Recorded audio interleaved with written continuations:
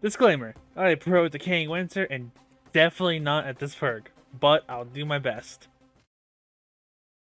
Welcome back to another perk guide video for Decaying Winter. Today, we'll be looking at the perk that probably graduated from college with a PhD in like medical science, or everyone in the community just calls the medic slash doctor, Lazarus.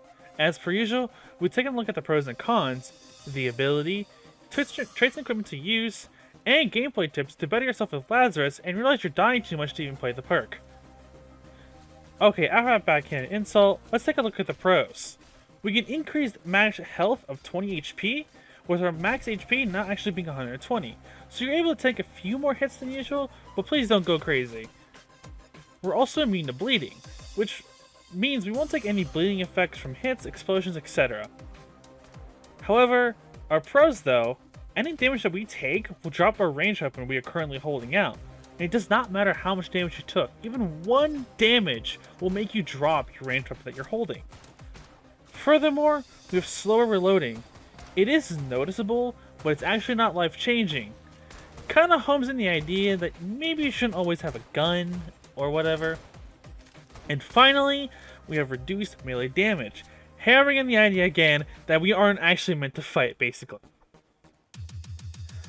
The Lazarus ability is the Arctic NCU device, which we'll just name it the Stim Shot. This is a very extensive review on any other ability I've ever done, so please bear with me as there's a lot of technicals and such in it. So upon pressing F, you fire a little ball of blue energy, which bursts into a fairly sized AoE when hitting a surface such as the ground. This shot does not arc, and the length is very long. Apparently someone says like 2 truck sizes long or car sizes. It's very long. If you or any teammate in the radius is hit by it, you/they will receive the Lazarus buff, which gives a buff in damage, roughly about 17%, a buff in defense. I'm not really sure about this percentage though, I'm gonna probably go with 5%, probably less than that.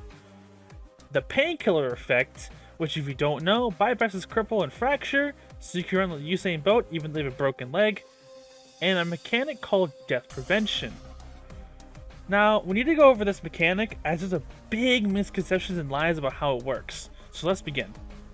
Now, when you are hit and your HP below 20 HP, your health will regain to the amount you lost in that one instance. So, for instance, if you have 23 HP and an AK hit you for about like 5 damage, you'll go down to 18 HP for a few milliseconds before going back to 23. This means you don't gain any health, but you do get what you had before you drop back into the threshold. But this does make you survive some blows, since the rate of fire, especially with the AK, is slow enough that it won't restart that millisecond clock. However, if at any point you take that threshold of 20 HP, you will die. For instance, if you have 10 HP and you take 20 damage, you'll die, no exceptions. If it's confusing for you, basically take a look at this.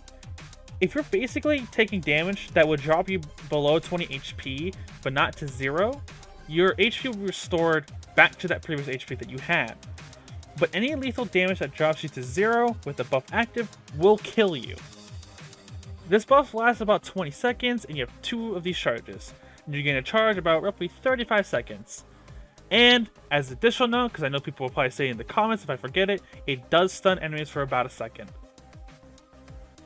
Traits to run, I personally recommend Impatient, Fearless, and Dependable, since your primary objective as Lazarus is not meant to fight, but buff the team and look out for them here and there.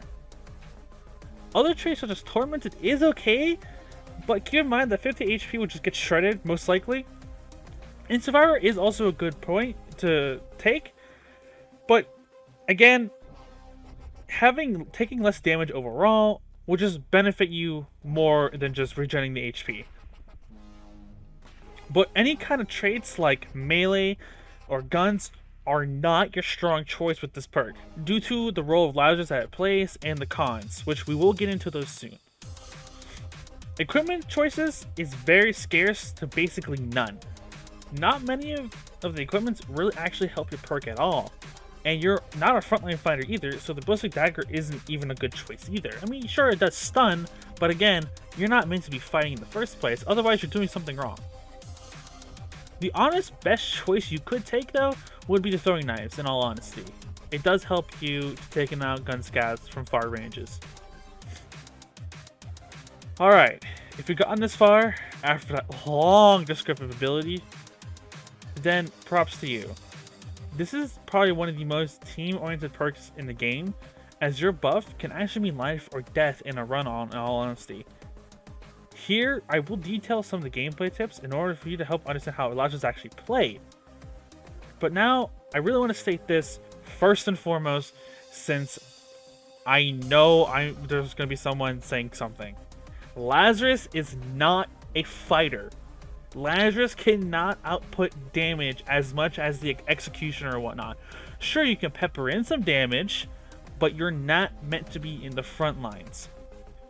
Lazarus is meant to support and be in the back line, and buffing at the crucial times. Having a coordinated team or voice comms will make this shine perk more than like anything else.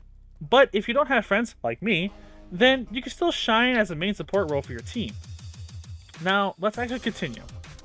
During the scavenging phase, you only probably want a tier 1 to tier 2 melee, and please give the higher tiers to like main frontline perks to your team, such as the Berserker.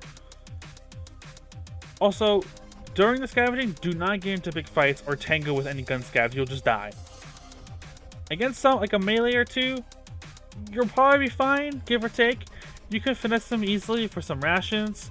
You probably do want to take those as well. And if anyone on your team is taking damage or in danger while scavenging, it's in your best bet to rush to them and save them. Because trust me, they will appreciate you if you do so and probably keep you alive now. And your charges do recharge fairly fast, so don't be afraid to use them during the looting phase. They will come back, don't worry. During the wave stages, tell your team to huddle up around you and then buff. So that way, you know when the buff ends, and everybody else has the buff as well. Though, in later stages, you probably want to fire them out a bit farther apart, so you can always apply the buff to the team. And make sure you shoot the ground. Don't shoot the head, don't shoot the chest, the ground. It's a fairly big AoE, don't worry, people will get hit by it. Only use ranged weapons if there's no backliner that excels at it, or it's probably just a pistol. For crafting, really nothing's gonna help you here, I'm sorry. But if all else, craft the high kappa, or maybe a mill bow, but probably the high kappa since it has more rate of fire than a bow. At least it'll make you help you do something and help the team and make them at least take less damage overall. But melees, no, kiss that goodbye. That is not your strong suit. At the end of the day though, Lazarus is a very team-oriented perk. It needs a solid team to protect them, so that way they always have a really strong player alive to give them buffs. It's a good perk to pick up if you're wanting to play different playstyles / you want to get new skills, but honestly expect to die and get berated by your team if you're also new to the perk. Other than that, I hope you do enjoy the perk. It's a very good perk overall, and save your teammates, Agent.